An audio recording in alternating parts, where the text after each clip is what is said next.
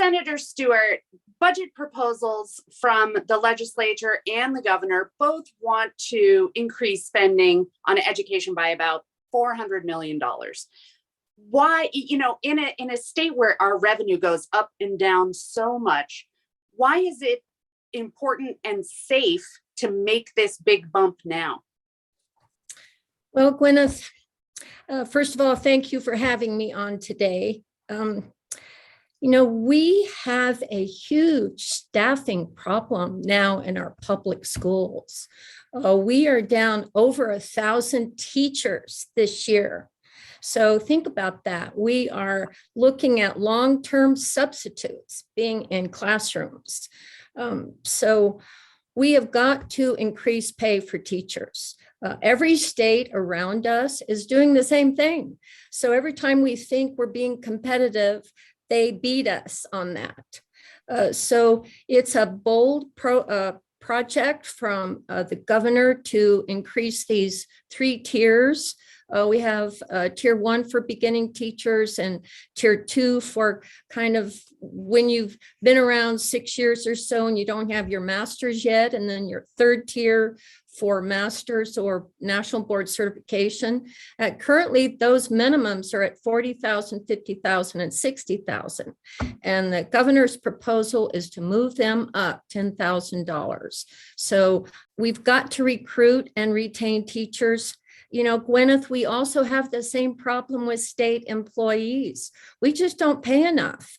We looked for a broadband engineer to kick us off for our new broadband funding that we've gotten from the federal government and from the state. And we can't hire anybody because we don't pay enough. Our pay band is $75,000 for a broadband engineer. That's pathetic. So we're on a mission to increase our salaries statewide and to put money into education so we have an excellent qualified teacher in every classroom, and that takes funding. And yes, we have this cycle of the oil and gas funding, but we still have to do it. We're going to have very good reserves so that if we go through a downturn, which we will, that's the nature of that funding, we'll have money in the bank. But right now, while we have this money, we've got to invest in our educators. And how is the money split up? What are the priorities? I mean, there's money in there for early education, am I right? Yes. So the governor's proposal and also our proposal is to do a 7% across the board pay increase for state employees and educators, everyone in the education community. And then on top of that is the 3-tier licensure. So a 7% for all state workers and educators is about $300 million. And on top of that is then the tier movement. So the $400 million is just for partly those salaries, but we've also increased funding for physical education. We're paying attention to what's called the tribal remedy, where our tribes want more funding for their educational programs. We have a significant amount of money in the budget for that. We are increasing the amount we have for teacher loan repayment and scholarships and our Grow Your Own program, which tries to focus on Indigenous teachers.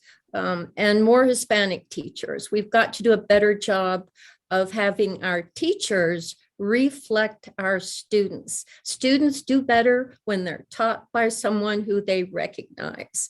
And so we're really on a push to try to do that. It's a huge bump. It's over 12% increase in the education budget. We haven't done that kind of an increase in any of my 28 years that I've been here. So this session is mostly about the budget, but there are a few other topics. We've just got a few minutes left. What are the other priorities that are outside that? The governor also is proposing her clean fuel standards bill again. I'm carrying that for her. That proposes to lower the carbon intensity of our transportation fuels. lowering that to over 2018 standards by 20% by 2030 and 30% by 2040. The governor is also putting on or giving a message to an election bill that will just ensure that our elections work well. We came up with some great stuff during COVID by giving people the ability to mail in ballots. We want to ensure that that process is good.